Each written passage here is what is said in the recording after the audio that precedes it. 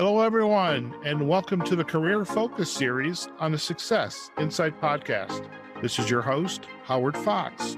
The Career Focus series supports individuals pursuing careers that tap into their skills and passions and introduces you to the entrepreneurs and companies that are helping to make that dream a reality. Our guest today is Joe Frodsham. Joe is the president of Career Management Partners. Now, CMP is a talent and transition firm in the business of developing people and organizations across the full talent lifecycle, from executive search and leadership development to organizational development and career transition support. Joe is the co-author of 2 books on careers, Make It Work and Don't Dread Monday, Your Guide to Career Success. He is a speaker and recognized expert on careers, employee engagement, leadership development, organization development, and talent systems. Now, we interviewed Joe back in 2020 when we discussed his book, Don't Dread Monday. And with 2 years having passed and COVID-19, I thought, what a great opportunity let's bring Joe back onto the Career Focus podcast, and let's see what he's been up to. So, Joe, welcome, and it's great to have you back on the show. Howard, thank you so much for having me back. It's great catching up with you too. And thank you very much for that intro. I look forward to the chat. Fantastic. So you and I met back in, I want to say it was May 2020. And for our guests, we're going to provide a link back to that podcast we produced with Joe. But we're going to be coming up on 2 years now. And I was just getting ready to move from Chicago to Las Vegas. You're down in Dallas. So catch us up on what you've been up to. Well, yeah, it's been, I feel like we're almost in this global village, Howard, with all of us kind of collectively experiencing a series of events. 2 years has felt like 20 in so many ways. Yeah, we've continued trucking. Fortunately, the CMP brand has been strong. We've got a lot of good clients, but we've had to adapt to survive and to thrive, just like so many other businesses. As you already alluded to, a big part of our business is outplacement. And so there was a period of time last year where that did very well. A lot of companies were getting payroll off the books, and we were glad to support those folks in transition and mitigate the risk of those actions with the employees. Now it's the big resignation and the big hire. So our search business and our assessment business has really taken off, as well as our coaching, but not much outplacement. So fortunately, we have a model that's been able to pivot. But since we've last talked, Howard, certainly there's a lot of things that have really kind of gained the spotlight. Certainly George Floyd happened since last time we chatted. I think a lot of what we see now is organizations can no longer be on the sidelines when it comes to issues of diversity, equity, and inclusion. The melding of, or I should say the mainstreaming of mental health has been very interesting. So many of our clients now are asking for support, help, and solutions, and helping their employees who are isolated, who, are really having stress-induced issues. And a lot of times you would say, well, keep that at home. That doesn't belong in the workplace. Or now I see companies really feeling like they got to take a position and care about the whole person and kind of get involved in aspects of the community, society, and even individual employee kind of issues that even 2 or 3 years ago, we just weren't engaging with. So a lot has changed. Okay. A question that I'm curious about, and I haven't asked others who are in spaces similar to yours, this whole idea of the Great Resignation, and the media, whoever they might be, whatever spectrum they might be on, talks about it or pays lip service to it. Was this a reality with COVID? Was it because of COVID that people were suddenly saying, my company doesn't take care of me, or they've laid me off, I'm not going back, I'm afraid to go back, be around other people? What is, from your perspective, what's been the reality of this Great Resignation, if it indeed is something that's true? Well, it's interesting. Statistically, we've seen that there was a much higher percentage than normal of people resigning towards the end of last year. So I think statistically it's true. Having said that, anytime we say the Great Resignation, we almost kind of visualize everyone resigning. Well, of course, that's not true. The vast majority of folks did not resign. And I think they're in different levels of tentative relationship with their employers. We do know there's a lot of kind of conditions that have led to, I think, talent being really having the power more than companies right now. Obviously, we have very, very low unemployment rates. And we have now companies, it's interesting, we're on the search side. 3 years ago, we were always asked to find talent in a particular city, say Atlanta or Dallas or Las Vegas or Chicago or Kansas City or LA. Whereas now most employers are like, well, they don't have to live here as long as they're willing to come here periodically. I think we've really mainstreamed this idea of remote work to the point where we're willing to kind of attract talent wherever they sit and not require them to move. So as a result, you have all these conditions. Talent people have more options than ever, and often options to stay right at where they're at, not have to get in a car and commute every day.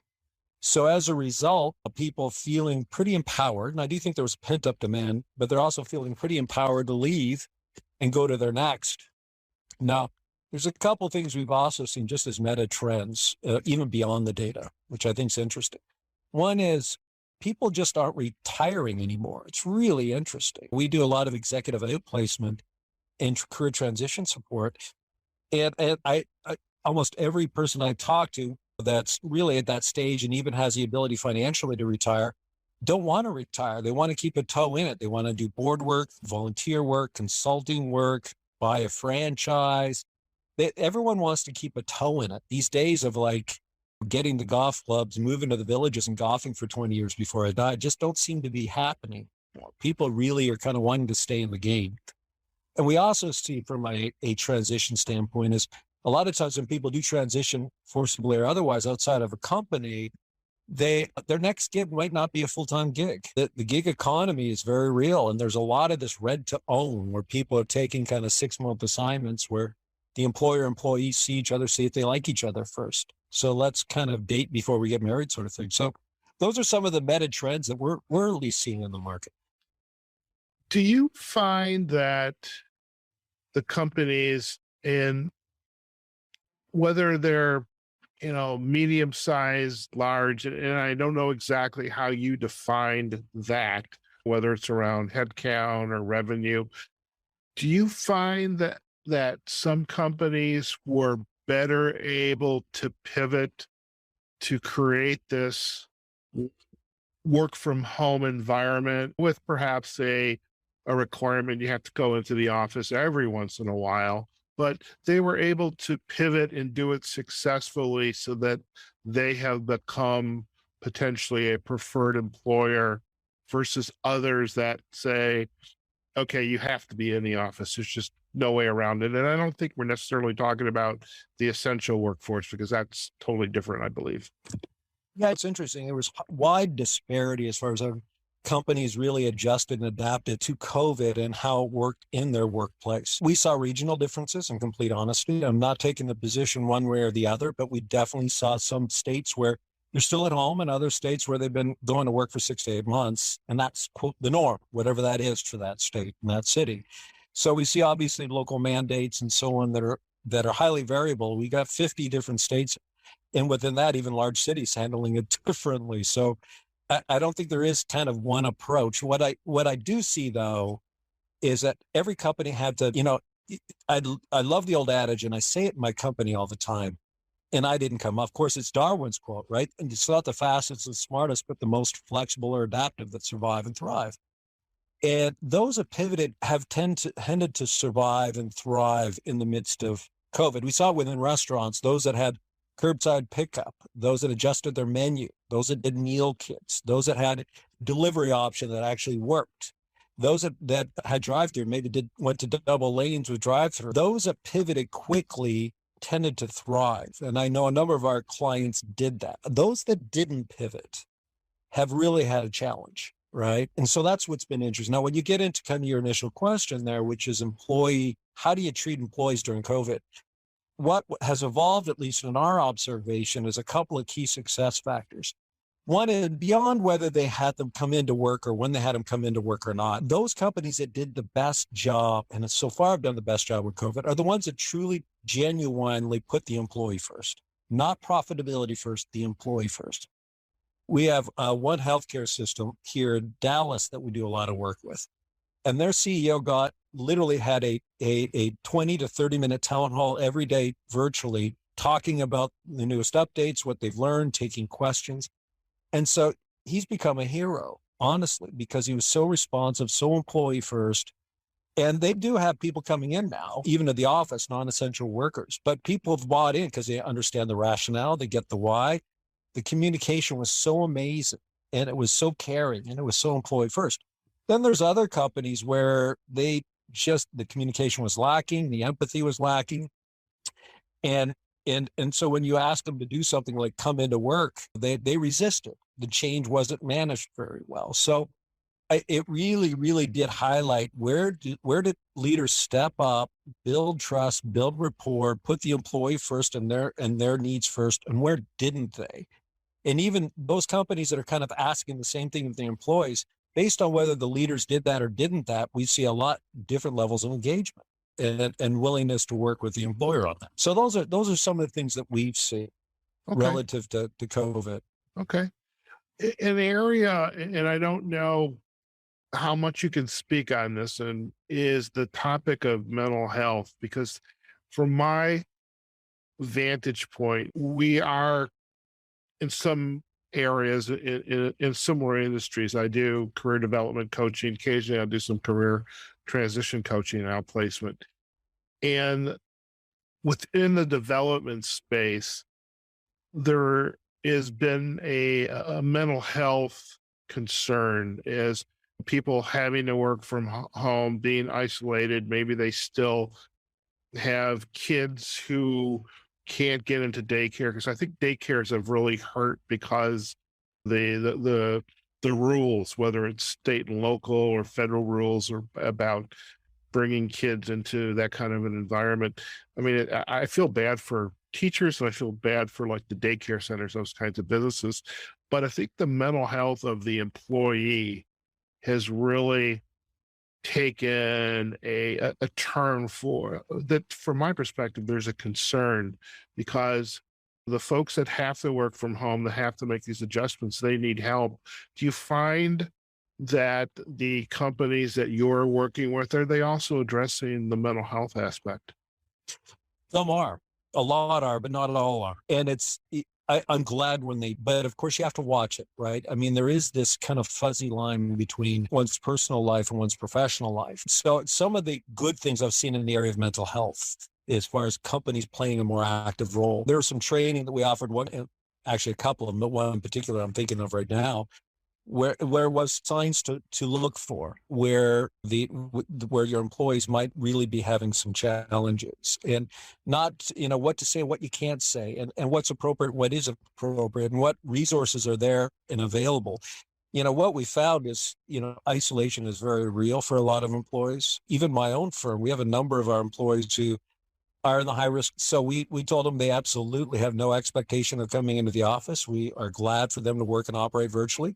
But a lot of them are alone, and our company's not any different. So they need more communication from the company. We need to be looking for those signs where they might be struggling and having a problem. We need to know what resources to guide them to and let them know it's confidential. And if they do divulge and share with their manager, what does their manager need to do with that information? What's appropriate? So HR has definitely been making they've been earning their salary the last few years, trust me. Sure. If they're doing their job. And so mental health, what I love, and I love some of the commercials we're seeing on TV and during NFL games, et cetera, the mainstreaming and the normalizing of discussing challenges with mental health is incredibly positive. I think it's enormous. I think it saves lives, honestly, Howard. And now in the company context, we're trying to navigate a new world where people are going to bring that into the workplace. We got to be considerate of it. We got to be attuned to it. But of course, we're an employer.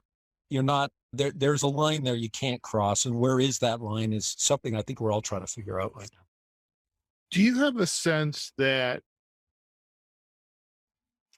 because of COVID, and maybe that was the great equalizer here, that organizations have to rethink what is good and meaningful work, and how do we ensure not only we get the most out of our employees, but we also are attentive to what their needs are? I think COVID was a big one, my friend. I really do. It's tough to know why and what the genesis or the etymology of kind of where we're at is now, but we're here now. And I do think we all saw, I think there's two massive kind of macro stressors. I think COVID was a macro stressor. Honestly, I think the riots associated with the summer of 2020, at least when we talk to people and work with people in coaching and CEOs, was a massive kind of collective stressor too, honestly. Right on the heels then of some elections and a variety of other things that were contested. A lot of people really went through a very difficult time with those macro stressors in and above anything they were feeling at a micro level in an isolated environment where you had stay-at-home parents with kids who now had to be taught from home remotely, with grandparents who they couldn't see because of their age, with a lot of uncertainty around this virus that was swirling. I think these macro stressors collectively created a tsunami. And so it took some people to a breaking where any support system they had was really taxed. If you didn't have a support system, you reached out to folks at work in other places like that. And all of a sudden you're having to deal with all these issues that had no precedent. So I do think COVID was part of it. I think those other issues were part of it, honestly. And we're kind of settling on the other side of it to some level of new normal. And a lot of people talk about the new normal as being COVID might be here to stay. Maybe that's true for sure, but I think the new normal is remote work, a fuzzier line between kind of what we are now working at home. Home and work are now becoming more one. How do you create boundaries? How do you have a relationship with employees as a manager when you hear the dog barking and you have a kid sitting on the lap? And there's a whole new arrangement how we work and bring home and work together that I think is truly the new normal we're trying to figure out. And it's funny, but I believe that is in some ways refreshing versus everything just had to be inside. You had to make that 20, 30, 40, 1 hour commute. I mean, heaven knows. Couldn't agree with you more. Oh my God. I think it's humanized so many people. I love it. I think you use the word equalizer out. I agree with that. I think we all had to deal with very similar stuff. There was empathy that happened. And I've always thought that you want a human face on an organization. It can't be totally antiseptic. And if done well, I think it's built trust and a human face to people and situations. It can be very positive, honestly. Sure. I'm curious, and you had mentioned this healthcare company where the CEO was having his meeting on a daily basis. Do you see more of that kind of communication, whether, it is kind of a town hall or a podcast where individuals in the organization are coming together to talk about, hey, here's what we're doing. Here's the things, here's what's on the horizon. Here's what's changing, as a way to bring to the surface more of what in the past had been. It's where we share on a need to know basis. So we're more transparent. That would be the word that I would use. Yeah, I think a lot of leaders have, but not all, honestly. And I think they're kind of paying the price if they haven't. I think those organizations that have really showed empathy for real. It's interesting. We have a number of executive coaches, Howard, that are out there working with executives all the way down to managers. And about every quarter we kind of meet and talk about what are the common issues that you're seeing in your coaching work. And over the last year and a half, especially at the top of the house in the executive coaching, it's been stress. It's been navigating ambiguity and stress. And what we found is a lot of these C-suite folks are really dealing with a lot of unprecedented, not understanding and knowing, a lot of pressure from the board to bring them back, but they're not thinking it's right, or vice versa.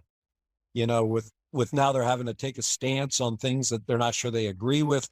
So there's a lot of unknown and ambiguity that these leaders have gone through. And I think those that have talked it out, have a support system, have not waited till they have all the answers to communicate to their employees, have done much better than those that have tried to control, even when things are out of control the messaging, control the employees, try to impose control in the midst of ambiguity where it's not an appropriate response. So Sure. I don't know what you've seen. I've seen a real mix, honestly, as far as leaders that have adapted, pivoted, communicated, have done a lot better than those that haven't, both personally and professionally, honestly.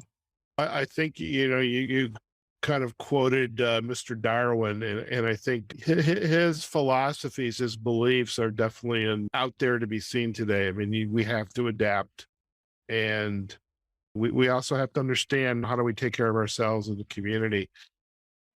I would love if you could share, Joe, some of the changes that have gone on with CMP. I mean, when we met again almost 2 years ago, we talked about the book. You mentioned it's in the second edition. So, what have been some of the evolutions, your pivots? Perhaps share in a little bit more detail. Well, it's a couple of things. One is, of course, we had a model that was allowed us to pivot, but George Floyd issues last almost 2 years, 2.5 years ago.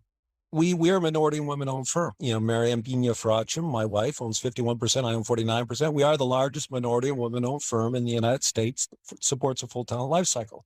I say that because when that happened, we were approached, well, you guys, what's your opinion on all of this, the racial strife, et cetera? We had to really think about it. We have an interracial family, and if I could be dead honest, we hadn't thought much about it before. We kind of lived our life in the way that we thought was good and positive, how we do business, how our personal life was, et cetera.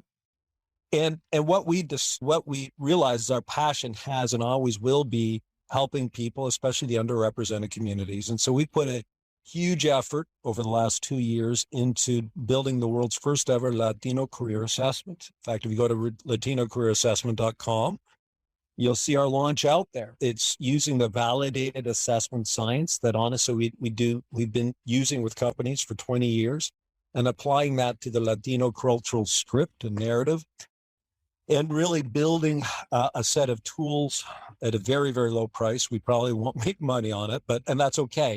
It is what we believe in, is providing real-time access to assessment and development tools and experiences for Latino professionals. So that is something we were working on before. We doubled down because we thought it would be a very positive thing for a community we care deeply about.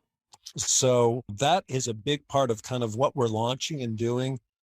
And honestly, very excited about. We had our first board meeting. We've put a board together of Latino executives who are kind of our reference point for this. And we've worked with IP Living out of Mexico City, who's helped us develop a platform to deliver this. So we've had our IOT, Industrial Organizational Psychology team, work for 1.5 years getting a validated set of questions that are predictive, and it's all coming together. So I would say we were going to do it anyway, but our intention and focus has just been a triple-fold, largely because of, if I can be honest, kind of the events of the summer of 2020. Sure. Can you share, perhaps go another layer deeper on this Latino career assessment? How is it helping, aiding the individuals who are going to be taking this assessment, and in what context is it being delivered? Yeah, great question. The Latino career assessment, there's been a lot of great research over the last 15 years on the Latino career chasm, right? So currently, Latinos make about 18.5% of the population of the United States, yet only about 3% of executive roles are filled by Latinos. Now, some of that is because of first generation new entrants into the market in the United States, but that only accounts for a little bit of the noise and difference. It's a huge career chasm. And if you look at the data, you see it, right? That they tend to be employed at a very high rate, but Latinos tend not to move up in most organizations very far. And there's a lot of reasons for that we're trying to address with the Latino career assessment. One reason is great research over the last 15 years, some of which we've led and written about in Forbes and other places, is the cultural script, right? Which I know very well now, our family, that the cultural script of respect at all costs, don't speak back to an elder, et cetera, which are wonderful aspects of the culture, but don't always play well in an organization.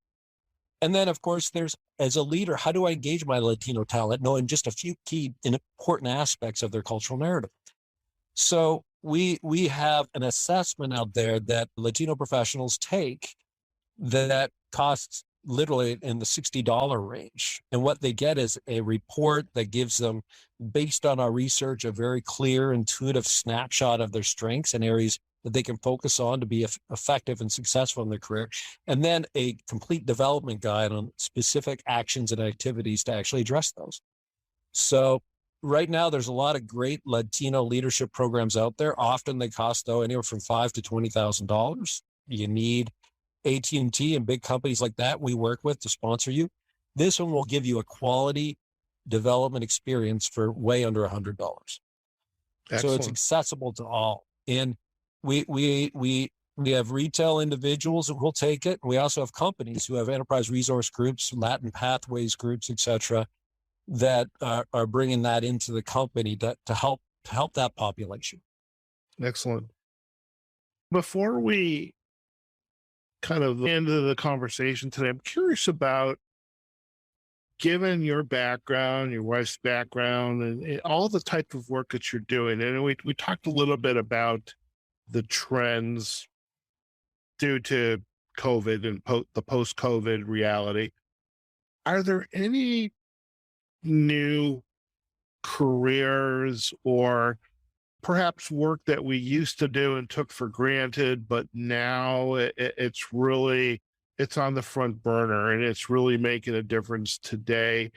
And this is kind of a gotcha question, so I apologize in advance, but you're a professional. I know you're going to handle this. But any other trends that you're seeing, like, wow, this is going to play a big factor in the next 5 to 10 years? Oh, absolutely. We've talked a little bit about mental health in the workplace. We're so in the dark ages still when it comes to all the machinations of mental illness and mental challenges and depression and bipolar disorder, et cetera. And we've never really, as a society, even many families, feel comfortable talking about it. And now as we open the lid on that, and now we're expected to deal with it, understand it, empathize with it, help solve it. What we found is that more and more, there's like we have some PhD psychologists we work with. They're under heavy demand by companies now, helping us HR professionals, leaders, managers really up our game and helping us think through, first of all, understand the vocabulary. What does bipolar mean? What does depressive mean? What does mania mean? What does all these different variants mean? Schizophrenia, what different variants of it?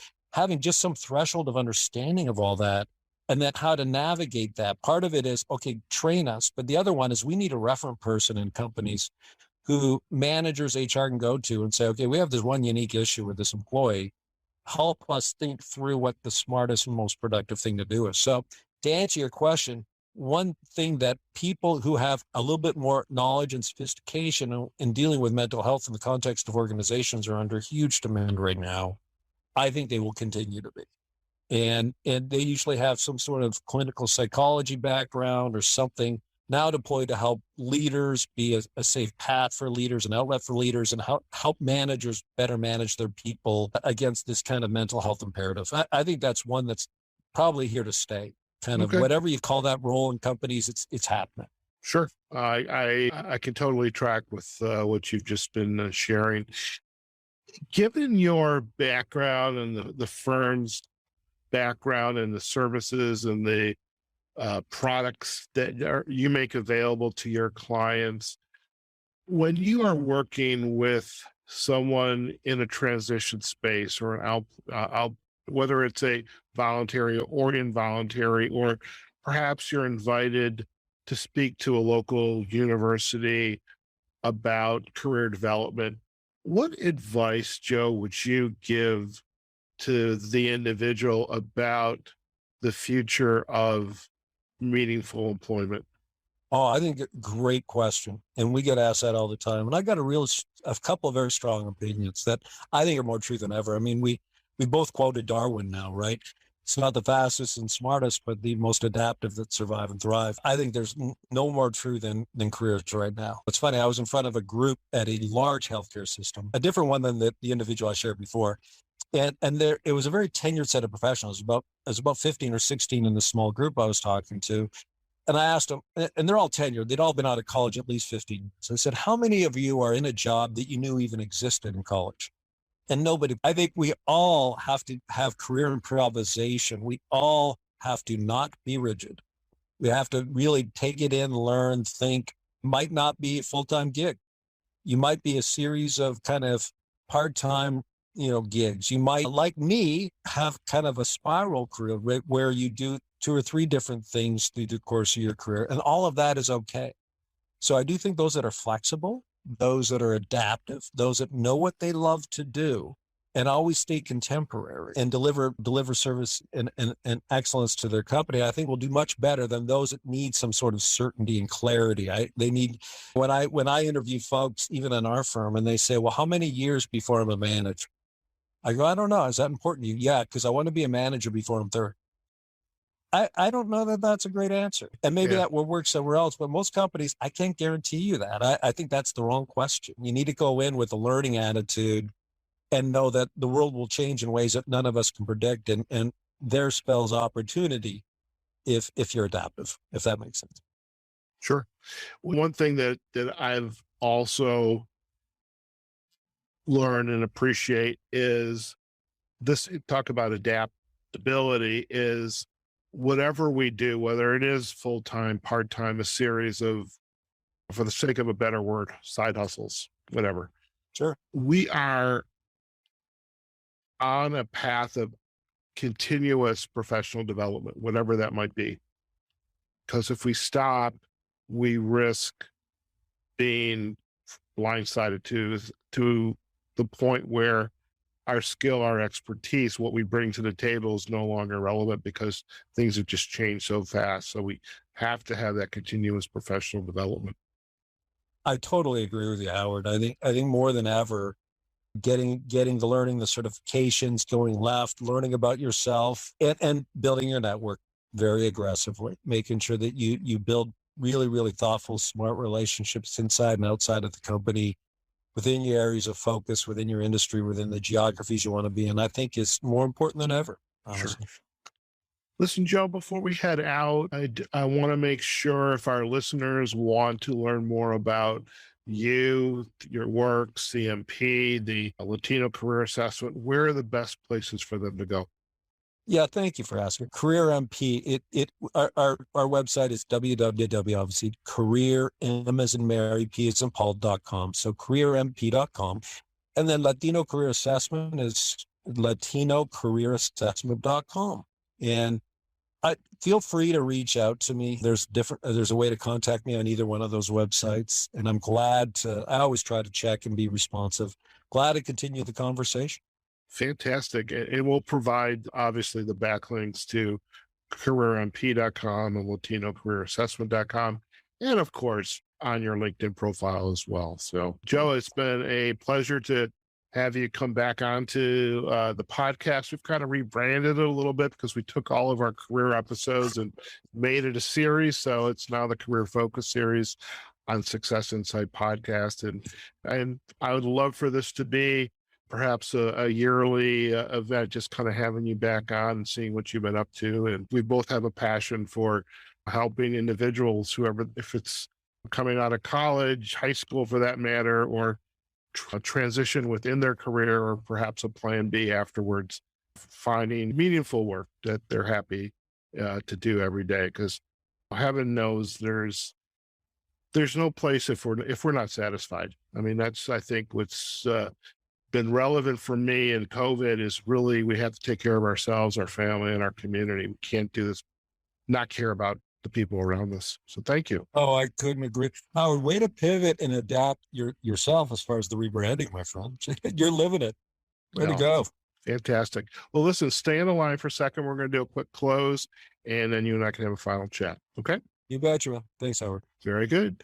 All right, folks. We've just been chatting with Joe Frodsham, author and talent solutions professional. The firm, he and his wife, are growing very successfully. Career Management Partners, CMP. Again, their talent and transition focus, business developing, people and organizations across the entire talent life cycle. So executive search, leadership development, organization development, and career transition. And really, this is a fascinating conversation today on how CMP has pivoted, that's an important word, adapt and pivot to the circumstances we are in since 2020 with COVID and then beyond. And I love the final insight is people have to really be cognizant of what they're doing, what they want to do, find ways to stay relevant and just adapt, whether it's